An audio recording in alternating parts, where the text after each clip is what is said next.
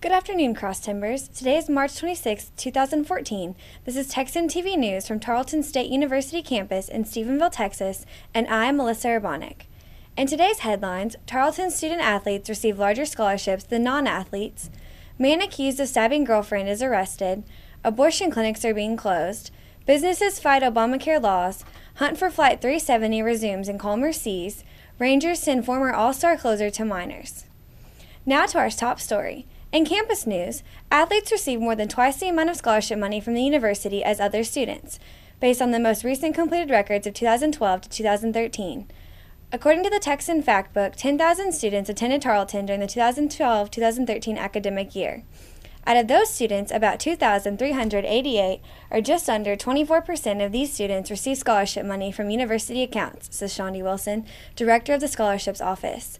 This does not include private scholarships from outside donors or scholarships funded by grants. Scholarships can be based on athletics, academics, performance, or financial need. Even though there are over 500 different accounts at Tarleton, there are three main divisions: athletic awards, scholarships gifted from the university or through endowments with the university, and scholarships funded by the TSU Foundation Incorporated, endowments and gift accounts, says Wilson. Athletic awards amounted to $1,370,287.16 in the 2012-2013 award year. According to Wilson, 307 athletes, cheerleaders, and sports medicine students received a portion of this money. That works out to an average of $4,463.48 per person. The remaining two account divisions, scholarships gifted from the university and the TSU Foundation, are combined, then given to students based on academics, performance, and financial need, Wilson explains. Together, these two divisions contain $4,014,571.53 for the 2012-2013 award year. Even though this number is larger than the athletic awards amount, this money was distributed out to 2,081 students, according to Tarleton's institutional research. That works out to $1,929.15 per student, or less than half the average award to an athlete. In local news, the Stephenville Empire-Tribune reported Tuesday that Pedro Resindez, accused of stabbing his girlfriend in Deleon Monday night, was arrested in Erath County after fleeing the scene. Resindez was transported to the Erath County Jail from Dublin and is being charged with evading arrest and attempted murder. He will be transported back to Comanche County for his trial. Dublin police were notified around 9:30 Monday night that the suspect was headed to Erath County from Deleon. Officers in Deleon provided Dublin deputies with a basic description of the vehicle and suspect. About an hour later, deputies were able to find a vehicle that matched the description. The suspect's girlfriend is in stable condition. And now for today's state, national, international, and sports news from the Associated Press. In state news, since the recent changes to Texas abortion laws, many abortion clinics have closed and many more are expected to close. However, Planned Parenthood will be opening a $5 million clinic in San Antonio that will adhere to the new laws. The CEO of Planned Parenthood, Jeffrey Hans, said that $3.5 million has been raised for construction already. In related national news, with the new Obamacare taking effect across the country, one of the requirements of the new health care is to provide women with birth control.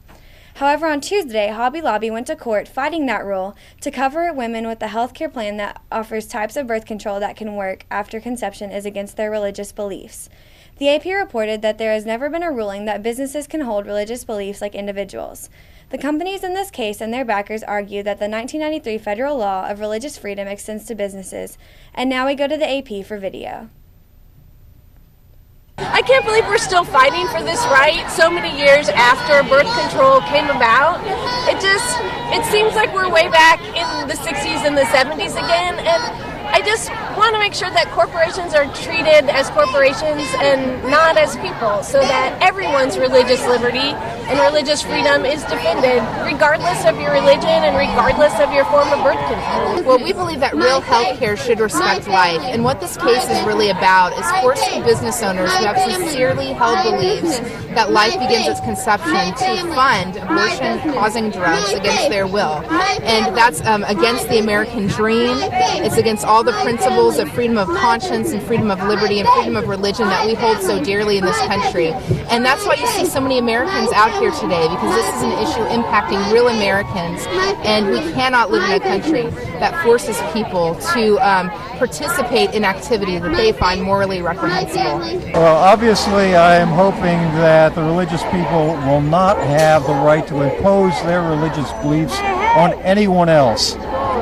Certainly, a corporation per se has no religious beliefs, and it is just absolute and complete bigotry to imagine that they would have the right to propagate their religious views on healthcare to anyone else. I'm hoping that there'll be a victory for the freedom, for true freedom in America. The Obamacare HHS mandate persecutes Christians and Catholics, forces them to violate their consciences, and that's something that you would expect in a communist country, not in the United States of America.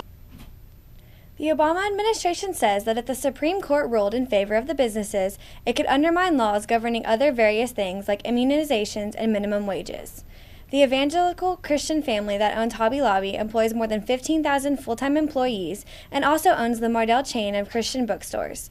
But Hobby Lobby does not stand alone. A Mennonite Christian family that owns Conestoga Wood Specialties Corporation, who employs 950 people, are fighting with Hobby Lobby. Both families were present at court Tuesday. If the businesses decide not to cover their employees with the health insurance, there will be a $2,000 tax per employee. And now we go to Megan Bailey for international news.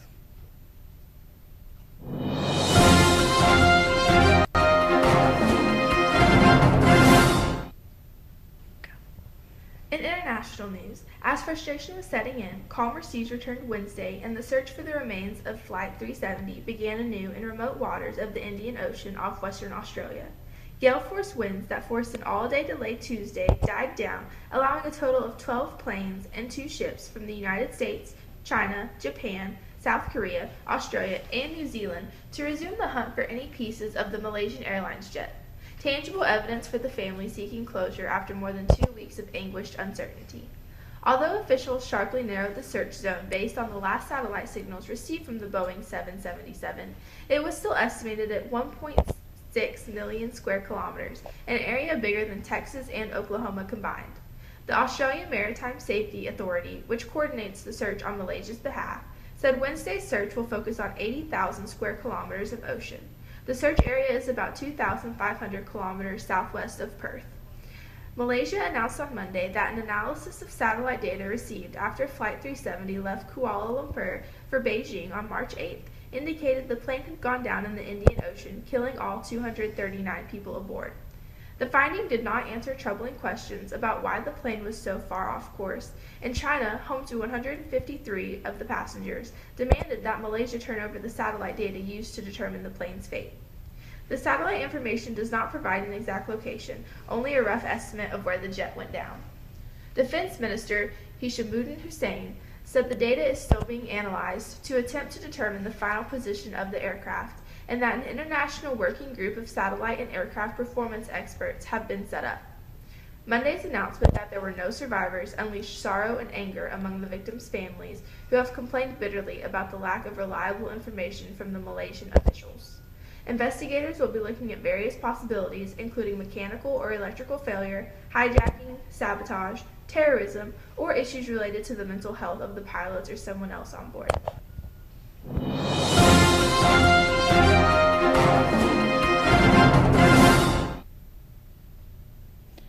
In sports news, former World Series and All-Star closer Neftali Feliz was sent to the minor leagues Tuesday by the Texas Rangers. Feliz, the closer for the Rangers when they went to their only World Series in 2010 and 2011, was optioned to AAA Round Rock. The right-hander allowed 13 hits and 5 runs in 9 spring training games. Also on Tuesday, Texas added right-hander Daniel McCutchen from its minor league camp as a non-roster invitee and signed catcher Chris Snyder to a minor league contract with an invitation to the major league camp. Left-handers Rafael Perez and Aaron Peretta were assigned to Round Rock. The Rangers moved Feliz into their starting rotation 2 springs ago, and he was 3-1 with a 3.16 ERA in 8 games. But after inflammation in his right elbow and rehab assignments, he had Tommy John ligament replacement surgery August 1st of 2012. Feliz returned late last season, throwing 4 2-3 scoreless innings over 6 games. Back in the bullpen, Feliz was given a chance this spring to return to the closing role.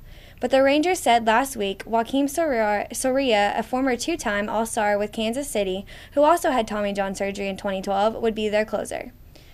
Today you can expect a high of 60 and a low of 54 with a chance of rain, according to Yahoo Weather. Today's broadcast was produced by Cassidy Horn and Megan Bailey. Don't forget to tell your friends about us and become a fan of Texan TV News on Facebook. I'm Alyssa Urbanek. Tune in tomorrow for the latest news from the Tarleton State University campus in Stephenville, Texas.